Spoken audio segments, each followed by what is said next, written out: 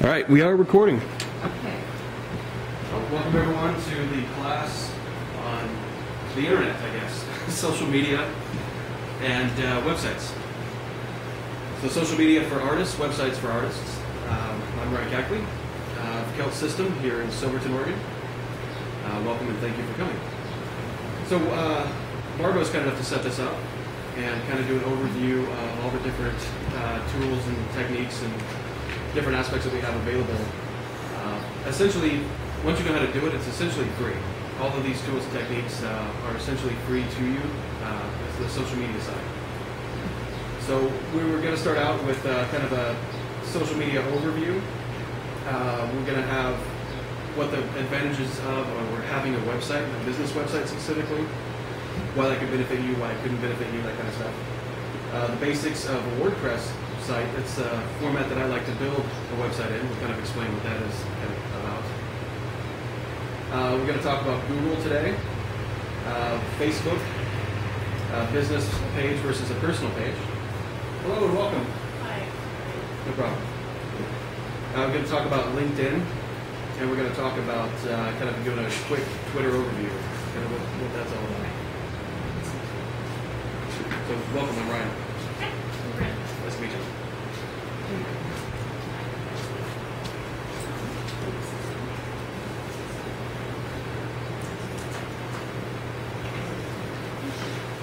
So I'd like to start with a couple questions. What questions do people have, first of all? I'm so basic, so undereducated in the whole thing that I really start Okay. I resist Facebook, I resist the computer, but I do use it to meet. Okay. So do you have a website? Do you have anything? Do you have email? Do you have? Email. Is That's that it. Outlook Express? Or is Yes. that okay? Or that's how much I An interesting question too, because we're all a little bit older, not just out of college, is many of us were trained in different kinds of advertising and marketing, Okay. and that doesn't work anymore. I've heard that it doesn't work anymore, but I didn't understand why. So maybe you could address some of the background that you probably learned back in our day and why that doesn't work anymore. Okay. Are there other questions kind of to start with? One of the things we've already mentioned is that, also, and not that I know also about music, we use NLP.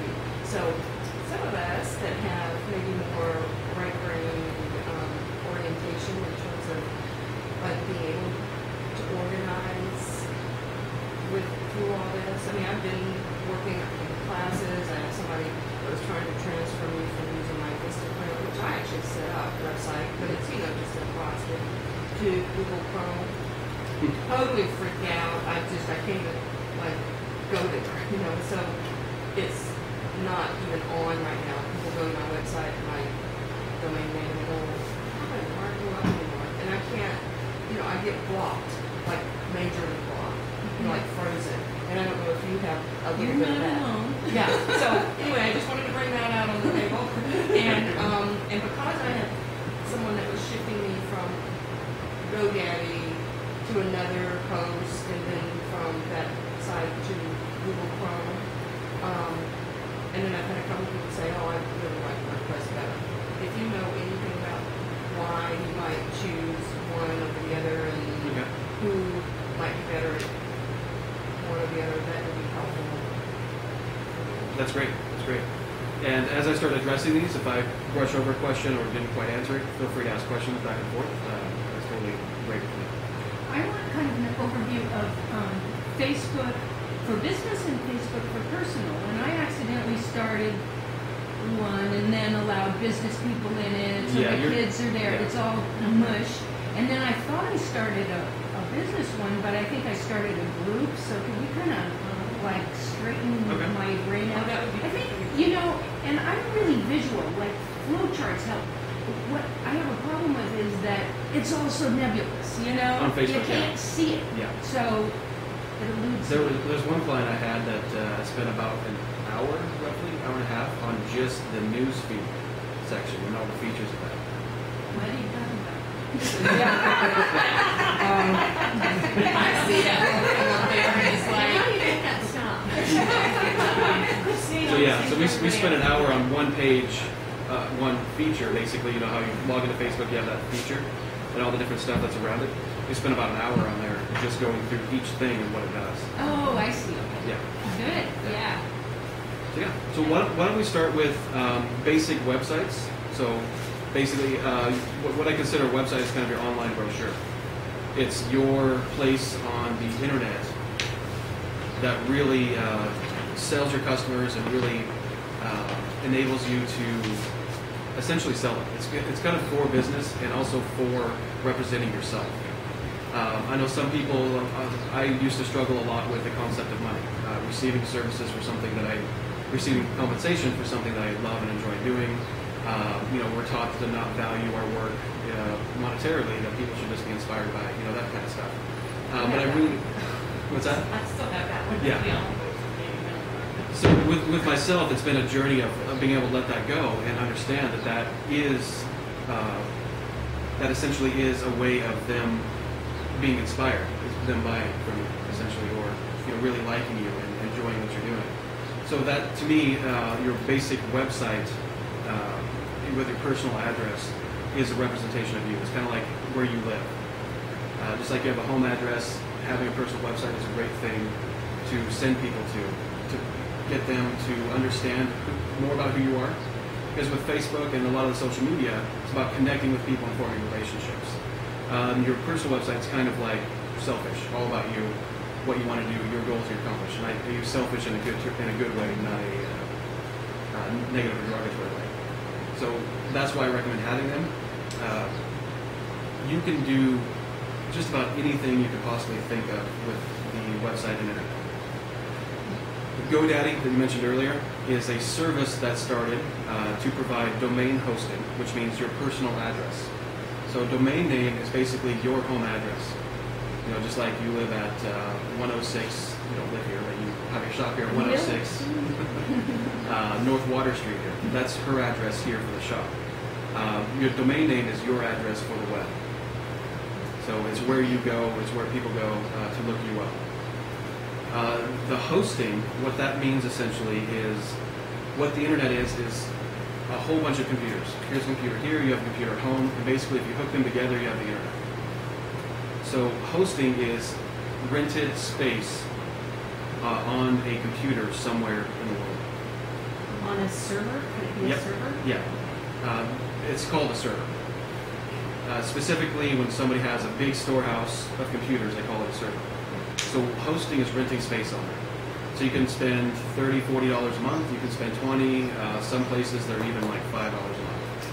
And oftentimes too, with artists, remember that we can always trade services. I had a woman do my website a while ago. I haven't touched it. It's not up to date. But she traded a painting for it. So don't always think you have to connect to some high-fluting professional service. It's just many people know how to do this and they'll trade. 2 months ago, I received a Ford Explorer Eddie Bauer edition from like '98 for doing social media, 1 hour a week, or 1 hour a month. Sorry. So that's what they traded with me. It's like, yeah, I love the Ford Explorer. I'd love to, work with you 1 hour a month for 2 years. That's fine. Or whatever it was. Yeah, we can go. We're getting to that. And we really, are going to have, we're planning on having follow-up classes specifically in Photoshop. And if you want to build your own website, that's when you come in with your computer and he will walk us through the process for however many hours it takes and be with us to do that. No, you don't necessarily need this right now. We're doing a huge overview. Yeah, this is just overview. Then we're going to do specifics. Yeah, but I will address that. Yeah. Exactly. So back to server space, and remind me to address that right after this. So the server is basically your storage of your website on a computer somewhere. So that's what you pay for, and they call it hosting. So you pay a monthly fee for that rent of having your website parked there.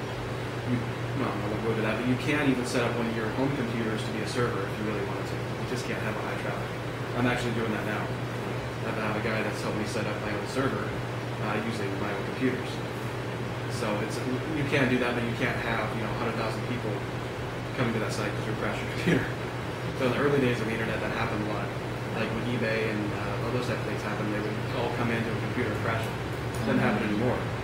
An example of a server is Facebook just built in Prineville a whole warehouse for more storage space. So they are sucking power from there, but they have tons and tons of server space to hold all their 700 million users.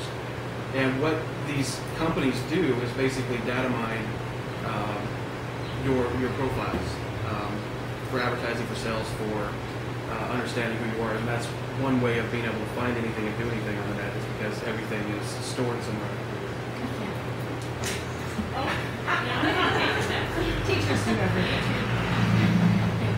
So that's kind of what a domain name is: your personal address, server space, also your hosting. So you must have a domain name to have your own website. You must have hosting to have your own website. So in the building of a website, there are many different formats that you can do. So there are sites that have what they call, it's basically free hosting, but you have to use their web address. So meaning you can't personalize it. So there are sites like blog here, different. They call them basically different blogs. You can call them different. Let's see, I'm trying to think of some of the others. Yeah, blogspot.com, bloggers. You can build a website out of that. Flickr's photos mainly, but yeah, Blogger's a great example. Let me bring that up. So some of it is like, instead of doing your own painting, you're just doing a template. And these places have a template of a website where all you do is plug in the information. You don't have to start From from Logosite would be one of those. Well, Blogger's one of those. Here's one. This is one I built. This is one I built for Fair and Festival. This is hosted on WordPress.com. So it's not individualized because you have to use the WordPress.com as the domain. But this is something that I built for them for the festival. So it didn't cost them recurring fees and all that kind of stuff. But this is a blogging template. But if you didn't want the WordPress, you could have a forwarding of your domain. You could do that, yes. You could do that. Which is 4G. Which is, yeah, it's usually a lot of times included with the service, or it's like $5 or yeah. So that is a possibility as well. That's kind of a technical side of things, but yeah, that definitely could happen. What she was saying here, like this is canyonbluegrass.wordpress.com. That's the name of the domain name. So that is free hosting, and it's free to set that up in essence.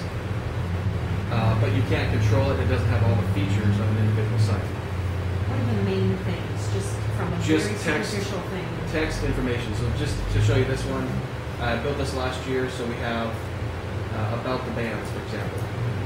With about the bands, we have Roundhouse, which is coming in. It's one of the bluegrass bands out of Staten that will play there. This is a picture of them. It's linked to the website, so if you click it, it goes to the website. And then it has the information underneath it. For example, this Coral Creek connection, same thing. So that's text information, some basic videos. So like many of us who are like at Lunaria, you could have your own website and then click Lunaria Gallery, it would go right to the gallery Correct. to see more work. Correct. And it that's- starts to all connect together. Or if Lunaria had a site, then we do click on all the artists and it goes to their sites. Yes. Okay. Yes. So it To like see moves more back and links. forth. Right. Like if you're in a sale market. Yeah, and just add their link connection. Or with Facebook, they're all starting to connect. Another example is you can put PDFs on here, which are you familiar with PDFs, the format of lettering? So basically you can embed a PDF. So this is for vendor information, for vendors that want to be there. They can click on vendor information. It takes them on a link to a file that's been uploaded in a PDF format. I know the term and I use it, but I don't know what it is. Okay, so PDF is a text, it's like a text file, doc file. Are you familiar with those? So PDF is Adobe's version of it. So it's an Adobe extension file name for mainly text. So it's more used for graphics. So you can have higher end graphics, and it's the most, you say, interchangeable between Mac and PCs. So you can send a PDF to anybody, they can pretty much open it. So it's higher end or better than JPEG. Yes. Yes, you can have a high resolution PDF, which is thousands of pixels, versus a JPEG kind of starts to max out at a certain level. So if I create, let's say I create a document with some images. If I just put, when I save that file, I put .pdf, then it's saved as a PDF? You have to have the software, so you either have to have the Adobe systems, whether that's Photoshop, whether that's their Acrobat Reader. Professional will save it as that. OpenOffice.org is a free service, which is like Microsoft Office, but you can save as PDF in that. And so it just automatically does that. You're not developing it in PDF or something, saving it as Correct. a PDF and then Correct. Good. Yeah. Thank you. And recently, I was told that a lot of, like, some of these things, they're very hard to convert, like when you change systems. That's part of why my question about like Google Chrome versus these others is that I was told that if you don't have kind of like one system and stay consistent within a system, that when people try to access your information, that's why you get all these like glitches or it doesn't work, it won't come up, or... Yeah, there are different browsers. Sometimes you want to, if you're building a website, you talk about building a website again? Is that accurate? In viewing it or, on the like, well, I was thinking about this thing with the PDF, when you said better than the JPEG, it's like, for me, understanding when you're like shifting out of another system and you pull, oh, this sounds really good, so I'm going to pull this in, but yet when you combine it with the system that you're working with, it glitches or it crashes. Yeah, no, are you talking about on your personal computer, or are you talking about the internet right now? I think on my computer, or if somebody's trying to link to something Okay. that I have and then they can't access it. Yeah, okay. So it sounds like an email. Usually when you're doing emails back and forth, is that what you're talking about, trying to open a file? And you're putting something in the email. Yeah, Like, okay. yeah. That sounds like what you're talking about is an attachment in an email. So for instance, if I have a Mac file and I save it as, what are some of the Mac extensions? What's the one? There's I just bought a Mac. Yeah, I know. can't tell you because I don't, of course, I use I've it. been using it for years. You mean like a, when like, you save a picture in Mac. Apple, Yeah, Apple Works? Apple Works. Yeah. So if you were to attach that in an email and send it to me, I wouldn't be able to open it. Yeah, that's the problem. That's Okay. why, did you hear that? My Apple Works, and I sent it to him who has a DOS system, he wouldn't be able to open my Apple Works. This is why you're going to need the Word process. Yeah, depending on the Microsoft format. Word.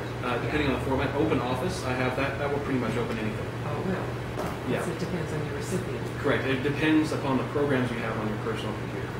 So generally speaking, the mass populace will not be able to open, say, that file extension. Apple Works, for instance. Yeah. But they will be able to open Word. PDF, Word. Most people can open Word. Doc files using interchangeable.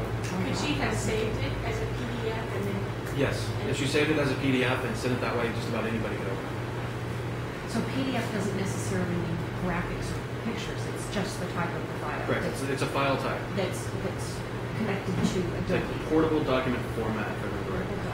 I know that's definitely harder for people to copy, just, You- You can lock PDFs down to where people can't copy stuff. You can make them writable, read only.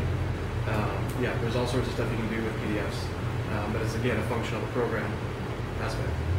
So like what I did here was upload, I created this vendor information and uploaded it to the site, and it produced a link. So people can go here, print this off, and fill it out and send it back to me to register for a vendor booth or for advertising sales for the handout.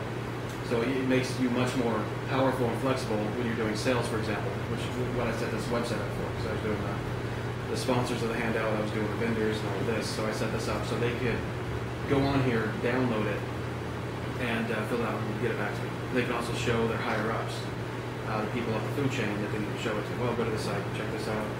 It makes things a lot easier than me having to drive to Portland, go in for that one meeting, and then drive back. So it enables a lot of functionality that way.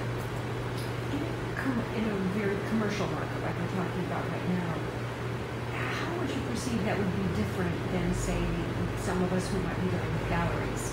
Obviously, if you go in, like, I want you to sell my work, the gallery, one of the first things they're going to do is check your website. Is that going to be a plus or a minus for you as an artist? Now, are you talking Or a about writer or anything the sales aspect? Or what do you mean? Well, if we're selling directly to our customers, that's one thing. But if we're going to a gallery, or say Brenna wrote something, she's going to someone else, they're going to view her work, they might want to do it electronically. Does that work for us or against us? To me, the more information you give somebody, the better. Okay. To me, when you have a website, it adds more credibility to you. The more people can find out about you, the more credible you become to most people. Like for instance, if Picasso was alive today, would he have any problem selling paintings? Would anybody question him if he had a website and goes to it and say, no, it wouldn't even cross their mind. It's, it's established, it's great, people will buy it regardless of his status or anything else he has on the site. As long as it's good looking and user friendly and doesn't have like a very. And probably the first thing to do too is to really understand how that works, and then say to the gallery owner, I'd be happy to put your gallery on my site. That's the first thing they're going to want to know is more marketing. I mean, like one thing I don't know a lot about galleries. Yeah. I mean, I'm first to admit that. So I mean, with the gallery mindset, my understanding is that they want to sell paintings. They want to sell whatever they're carrying. They want to make money. They want to make money, Be and prestigious. they want to make sure you're not selling too much on your own. Okay. But they can really represent you. Right. Yeah. That's the kind of The tricky part. It used to be more so, I think, that like if I sell to stores, they wouldn't want me selling directly. Yeah. However, in the last 5 years, that's sort of shifted, and it's just accepted that we need to do that, sell directly Exactly. as well. So my belief is that in this day and age, everybody has the option of selling online and the capability of it. And to me, all you would say is something like, "Well, I'm not selling that much." Or say, this gallery, I'm just doing small ones, but I will give you all of my larger landscapes, anything over 16 by 20. So you have to go in and negotiate right up front and try to figure out the quid pro quo, the something or something. yes, how you can make it better for each other, how you differentiate. But you're gonna have to do that with every gallery. Yeah. Because every gallery would be different. Sometimes right? in clothing, you could say, I'm going to give you all of this, I'm going to give you first cut of that. Right. And so It's a very creative process in doing your own sales. which is very different than having to negotiate marketing. So, Okay. yeah. Right. It's a matter of getting the website out there. Yeah. We'll get into some of that too. Is there any questions about kind of having your own website? It sounds like in order to have any credibility or to have anybody, you've just got to have that, pretty much. That's my belief. It's not. I mean, to me, the best thing ever is to meet people in person, like we're doing now. And I have much more fun. It's much more powerful to do this than to say do it online. So that to me is the ultimate in marketing and sales. Really, is the direct contact with people and that connection, that experience, them getting to know you. The internet is just kind of another tool, another way of putting that out there. So the more personable you are on your webpage, on those aspects, the more people get engaged with you. Let them in when you get on those. Yeah, a lot of times it is.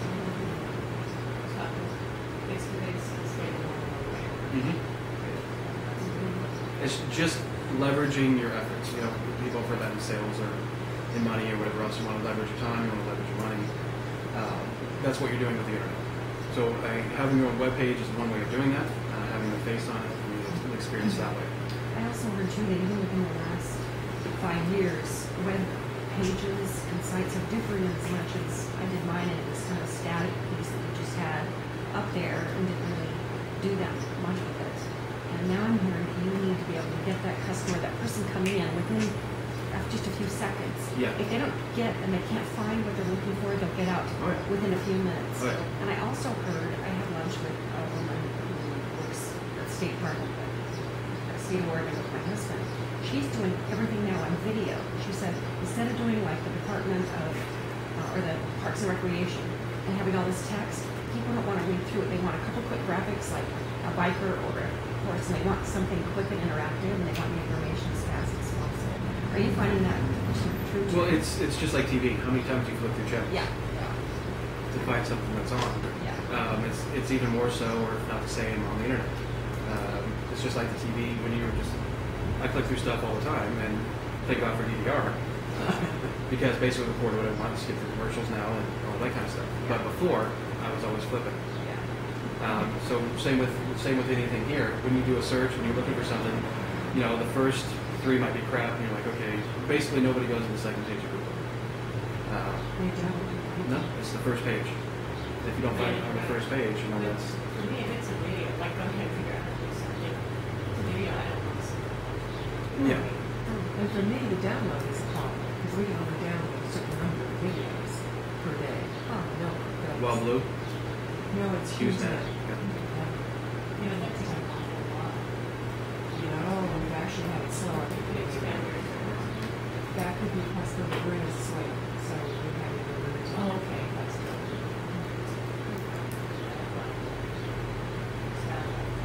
Oh, yeah. Yeah, and they have rolling limits on those. There's real limits on it.